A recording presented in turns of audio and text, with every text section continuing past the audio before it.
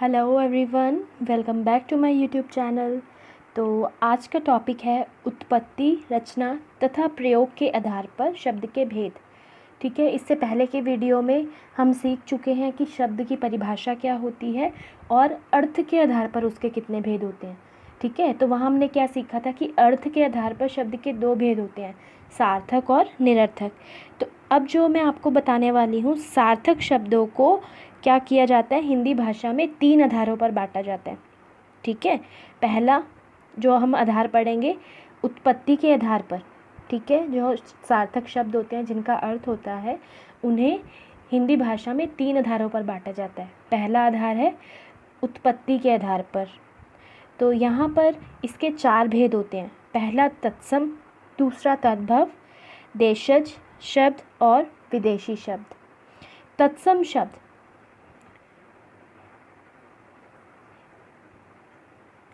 ये शब्द संस्कृत भाषा, ठीक है, से आए हैं। कहाँ से आए हैं? संस्कृत भाषा से आए हैं और हिंदी में उसी आधार पर प्रयोग किए जाते हैं। मतलब संस्कृत भाषा से आए हैं और हिंदी में प्रयोग किए जाते हैं। जैसा प्रयोग इनका संस्कृत भाषा में किया जाता है वैसा ही हिंदी भाषा में भी किया जाता है। ठीक है, जैसे मान लिया जाए हम संस्कृत भाषा में सूरज को सूर्य लिखते हैं। ठीक है, लेकिन ये वाला प्रयोग हम हिंदी में भी कर रहे हैं। सूर्य, ये शब्द हिंदी में भी प्रयोग किया जाता है हिंदी भाषा में।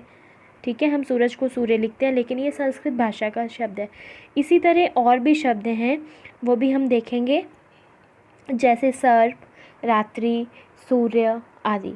ठीक है, तो तत्सम यानी उसके समान, सम मतलब समान, जैसे ये उस भाषा में प्रयोग किए जाते हैं, मतलब संस्कृत में, उसी प्रकार यानी उसी रूप में हिंदी भाषा में भी प्रयोग किए जाते हैं।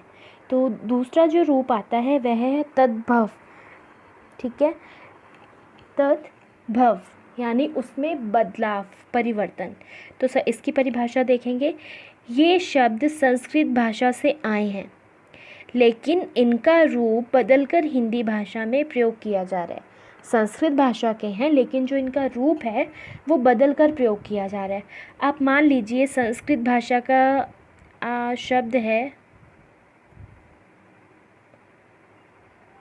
दुग्ध। ठीक है, लेकिन हिंदी भाषा में इसका क्या रूप प्रयोग किया जाता है? दूध। क्लियर? तो ये हैं तो संस्कृत भाषा के ही शब्द, लेकिन इनका रूप बदलकर हिंदी भाषा में प्रयोग किया जाता है। तो इसके कुछ उदाहरण देखेंगे, जैसे सांप, सांप को क्या कहते हैं संस्कृत में? सर्प, तो यहाँ सांप बोल देते हैं। रात, वहाँ रात्रि है तो यहाँ रात। सूर्य, सूरज। ठीक है, तो ये शब्द क्या हो गए? संस्कृत भाषा के थे, लेकिन उनका रूप बदल दिया गया। नीचे दिए गए तत्सम और तद्भव शब्दों को ध्यान से देखिए। एक तरफ तत्सम शब्द है यानी संस्कृत भाषा के शब्द, और दूसरी तरफ कौन से शब्द हैं? तद्भव शब्द यानी हिंदी के शब्द। ठीक है, तो तत्सम मतलब संस्कृत, तद्भव मतलब जो हिंदी भाषा के शब्द है। संस्कृत में अग्नि और हिंदी में इसे कहते हैं आग। हस्त, हाथ। मयूर, हिंदी में कहते हैं मोर। वर्ष, बरस या साल भी बोल सकते हो। आम्र, आम। Clear everyone? यहाँ तक समझ में आया? यस। तो इसके आगे हम इसका अगला रूप देखेंगे। तत्सम शब्दों के सही रूप बताओ। ठीक है, यहाँ पे आपको क्या दिया गया है? तत्सम शब्द दिए गए और उनके हिंदी वाले रूप लिखने हैं। ठीक है, अभी हमने पहले स्लाइड में देख चुके हैं कि कैसे संस्कृत के शब्दों को हिंदी में परिवर्तित किया जाता है, तो उसी प्रकार हम यहाँ पर भी करेंगे। दुग्ध, दूध। रात्रि, रात। सर्प, सांप। ठीक है, फिर आता है देशज शब्द। देशज शब्द क्या होते हैं? जो शब्द क्षेत्रीय प्रभाव के कारण परिस्थिति व आवश्यकता अनुसार बनकर प्रचलित हो गए हैं, वे देशज कहलाते हैं।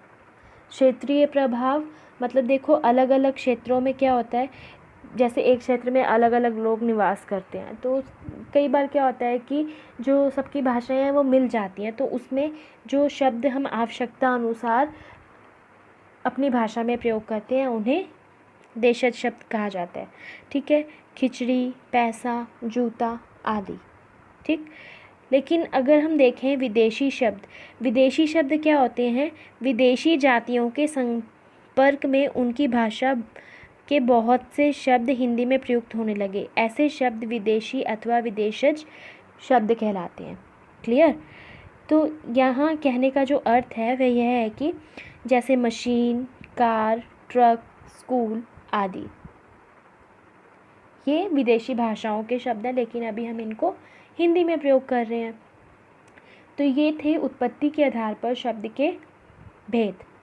ठीक है, तो अगला जो इसका, यहाँ देखो आप, फारसी भाषा के जो शब्द होते हैं जिनके नीचे नुक्ता लगा होता है, हफ्ता, मुफ्त आदि।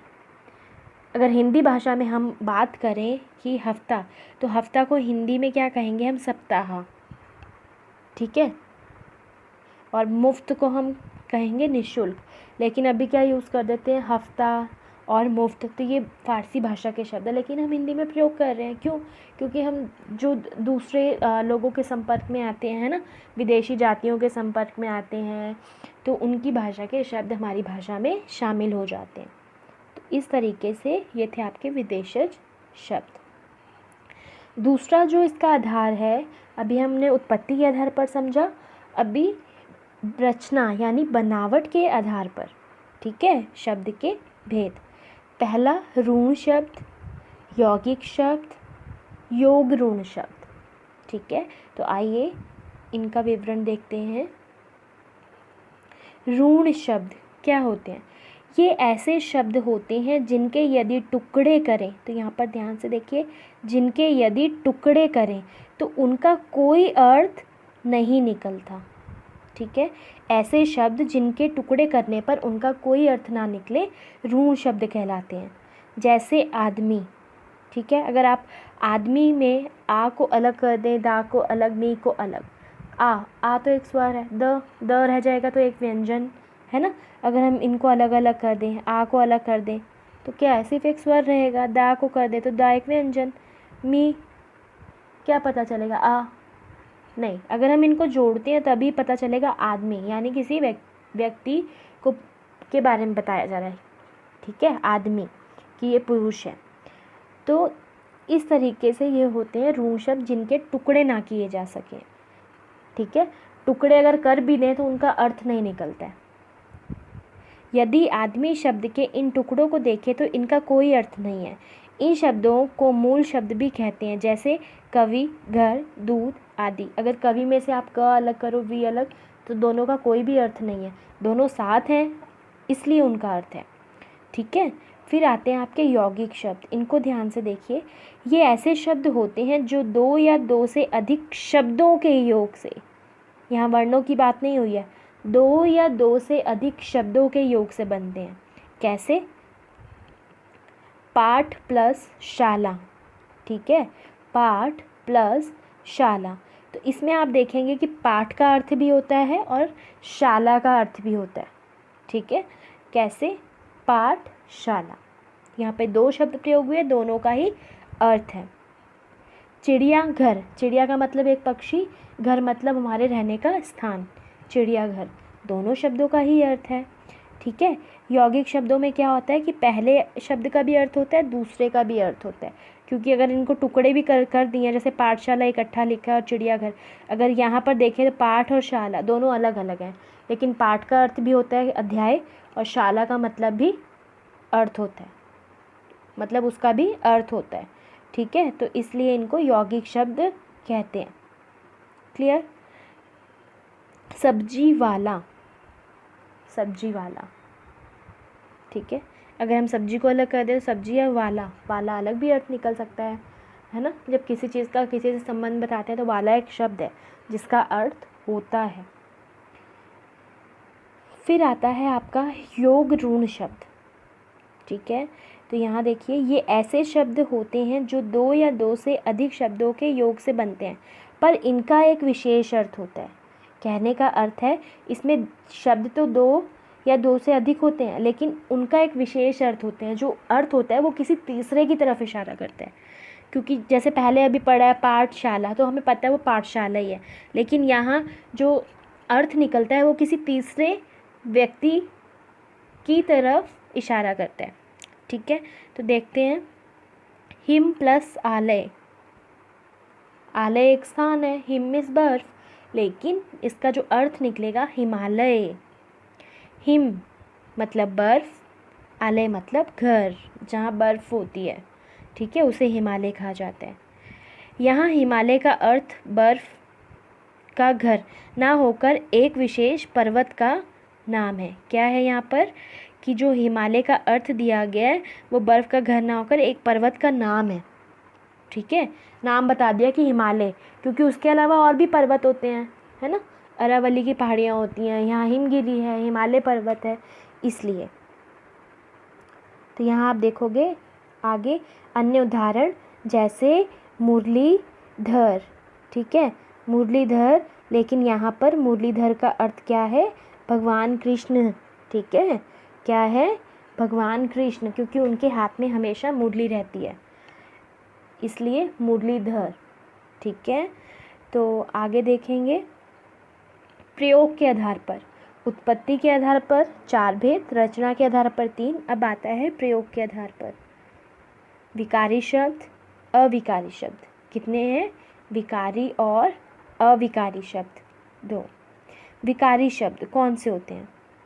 जिन शब्दों का रूप उनके प्रयोग के कारण बदलता रहता है उन्हें विकारी शब्द कहते हैं, अथवा हम कह सकते हैं कि संज्ञा, सर्वनाम, विशेषण तथा क्रिया विकारी शब्द होते हैं, क्योंकि ये क्या होते हैं? लिंग, वचन, काल आदि के अनुसार इनका रूप बदलता रहता है। ठीक है, इन्हें विकारी शब्द क्यों कहते हैं? क्योंकि लिंग, वचन और काल के अनुसार इनका क्या होता है? रूप बदलता रहता है। कैसे? जैसे संज्ञा, संज्ञा में परिवर्तन आ गया, जैसे लड़का खेल रहा है तो लड़के खेल रहे हैं। ठीक है, सर्वनाम वह, वे, उनसे।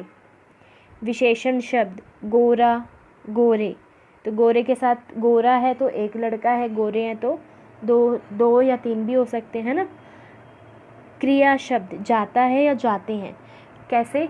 मान लीजिए अगर एक बालक है तो हम लिख देंगे राम स्कूल जाता है, लेकिन वहाँ अगर 2 बालक हैं तो हम उनका नाम भी लिख सकते हैं, राम और श्याम स्कूल जाते हैं। जाता की जगह जाते आ गए, तो क्या परिवर्तन हो गया? क्रिया परिवर्तित हो गई।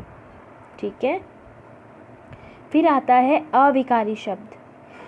जिन शब्दों का रूप उनके प्रयोग के बाद भी नहीं बदलता उन्हें अविकारी शब्द कहते हैं। किस तरीके से? जैसे धीरे धीरे, यहाँ, दूर और परंतु, अरे। इसमें कौन कौन से शब्द आ रहे हैं? क्रिया विशेषण आ रही है, एडवर्ब आ रही है, संबंध बोधक यानी आपकी प्रीपोजिशंस आ रही हैं, समुच्चय बोधक कंजक्शन वर्ड्स आ रहे हैं, विस्मय आदि बोधक इंटरजेक्शन वर्ड्स आ रहे हैं। तो ये वर्ड्स कभी भी चेंज नहीं होते हैं, क्योंकि अगर मान लीजिए आप लिख रहे हैं कि तुम धीरे धीरे चल रहे हो, तो वहाँ धीरे धीरे का मतलब तुम ही है। ठीक है, तो ये धीरे धीरे लिखा है तो धीरे धीरे ही लिखा जाएगा। वे धीरे धीरे चल रहे हैं, तुम मतलब एक व्यक्ति और वे हैं तब भी धीरे धीरे ही लिखा जाएगा।